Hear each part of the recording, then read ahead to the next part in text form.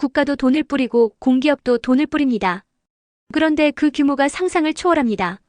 정부가 나라 살림을 위해 예산을 집행하는 건 당연합니다. 하지만 지금 벌어지는 현상은 단순한 집행이 아니라 살포에 가깝습니다. 국가 부채도 눈덩이처럼 불어나는데 공기업까지 나서서 천문학적인 돈을 풀겠다고 합니다. 이게 과연 정상입니까? 2025년부터 2029년까지 불과 4년 동안 공기업이 풀겠다는 돈은 무려 127조 6천억 원에 달합니다. 올해 공공기관 부채는 720조 수준인데 2025년에는 847조 원으로 불어납니다. 국가 부채 역시 2024년 1,301조 원에서 2029년에는 1,788조 원에 달할 전망입니다. 즉 5년 사이에 약 487조 원을 더 풀어버린다는 계산이 나옵니다. 이럴 때 국민이 해야 할 일은 단순합니다. 첫째, 부채와 재정 수치를 있는 그대로 확인하세요.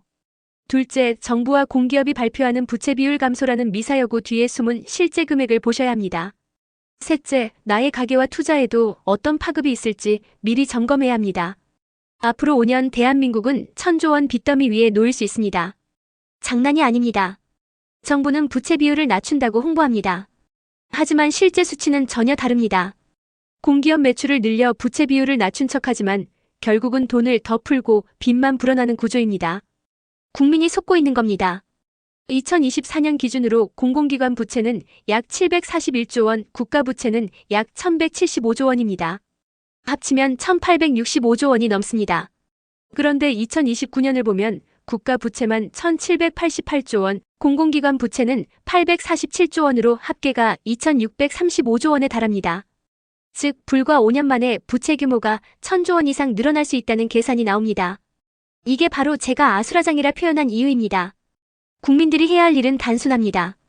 첫째, 정부가 발표하는 비율이 아니라 실제 금액을 보셔야 합니다. 둘째, 공기업과 정부의 부채를 따로 보지 말고 반드시 합산해서 확인해야 합니다. 셋째, 이 빚더미 구조가 결국 세금, 물가, 투자 시장에 어떤 영향을 주는지 미리 대비해야 합니다. 공기업이 겨우 흑자 전환했는데 또다시 돈을 뿌린다고 합니다. 이게 정상입니까? 지난 몇 년간 공공기관의 순이익은 최악이었습니다. 유가 폭등, 한전과 가스공사의 적자 누적으로 공기업 부채는 눈덩이처럼 불어났습니다.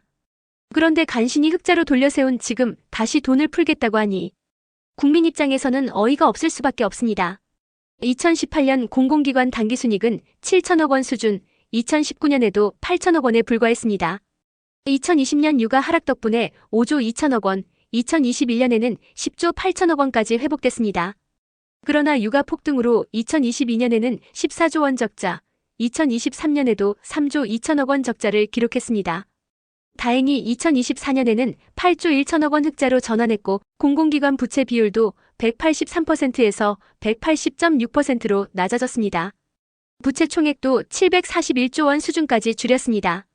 국민이 이 상황을 해석할 때는 세 가지를 보셔야 합니다.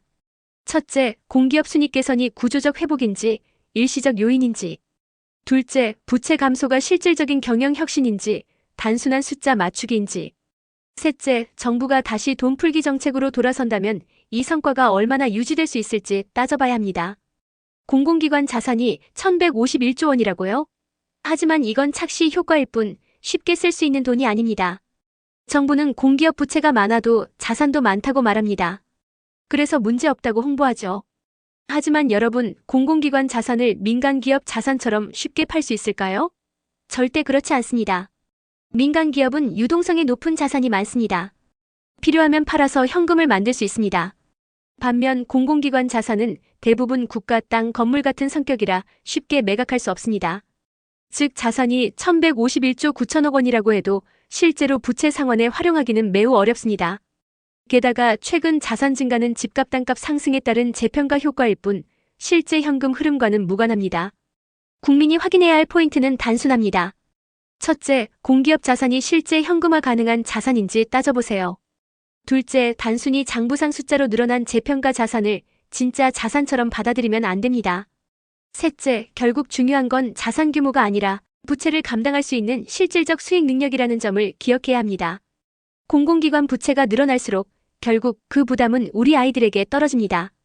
정부는 자산이 많으니 부채도 괜찮다고 말합니다. 하지만 자산은 팔 수 없는 경우가 많고 결국 빚은 빚입니다. 이 논리에 국민이 속는 순간 우리의 미래 세대는 더 큰 짐을 떠안게 됩니다. 문재인 정부 시절에도 공공기관 부채는 크게 늘어났습니다. 이재명 정부 들어서도 같은 방식의 돈풀기 정책이 이어지고 있습니다. 공공기관 부채가 많아지면 그 부담은 고스란히 국민에게 돌아옵니다. 가스요금은 가스요금대로, 전기요금은 전기요금대로, 상하수도 요금은 상하수도 요금대로 올라갈 수밖에 없습니다. 이 문제를 이해하려면 세 가지를 기억해야 합니다. 첫째, 공공기관 부채는 결국 공공요금 인상으로 이어집니다. 둘째, 지금의 빚은 미래 세대가 감당해야 할 짐이 됩니다. 셋째, 정부의 자산 많으니 괜찮다는 말은 착시 효과일 뿐 냉정하게 숫자를 따져봐야 합니다. 나라의 부채가 커진다는 건 결국 우리 아이들과 손자들에게 빚더미 대한민국을 물려준다는 뜻입니다. 여러분이라면 후손에게 건강하지 못한 대한민국을 물려주고 싶으십니까? 아니잖아요. 그런데 지금처럼 침묵한다면 미래 세대는 프랑스, 그리스, 아르헨티나, 베네수엘라 같은 위기의 나라와 다를 바 없는 현실을 맞게 될 수 있습니다. 부채가 커질수록 세금 부담은 늘어나고 공공요금은 치솟습니다. 언론도 국회도 믿을 수 없다면 결국 국민 스스로가 나서야 합니다. 목소리를 높여야만 부채의 폭증을 막고 건강한 대한민국을 후세에 물려줄 수 있습니다. 첫째, 지금 상황을 정확히 알아야 합니다. 둘째, 주변과 공유하며 함께 문제의식을 키워야 합니다. 셋째, 작은 목소리라도 끝까지 내야 변화가 시작됩니다. 이미 여러 나라들이 빚더미에 눌려 국민 삶이 무너진 사례가 있습니다. 우리는 같은 길을 가서는 안 됩니다. 지금 우리의 침묵이 후세대의 고통으로 이어진다는 걸 잊어서는 안 됩니다. 부채 폭증을 방치하면 대한민국은 더 이상 자유롭고 건강한 경제를 유지할 수 없습니다. 여러분은 어떻게 생각하시나요? 댓글로 의견을 남겨주시고 이 영상을 주변에도 공유해주세요.